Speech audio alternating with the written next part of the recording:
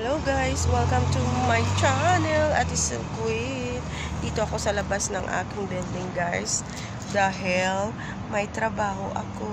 It's Saturday. Welcome to my channel guys. Daily routine ni Inday. Yan, trabaho na naman.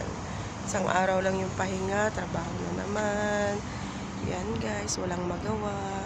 Ito naman yung nasa building namin guys. O, ang tataas ng mga building dito guys.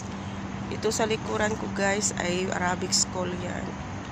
Yung trabahoan ko guys ay nursery school din siya, pero for the baby nursery. Trabaho ko dun guys ay child assistant. Yan guys ang trabaho ko. Masaya naman sa work kahit pagod guys. Need nating lumaban. Inshallah guys. Next year sa awa ng Diyos ay for good na rin si Inday, inshallah. May awa si Lord guys, kasi 20 years na ako dito sa Kuwait guys. Need na din magpahinga ang katawan ni Inday, katalawang lupa.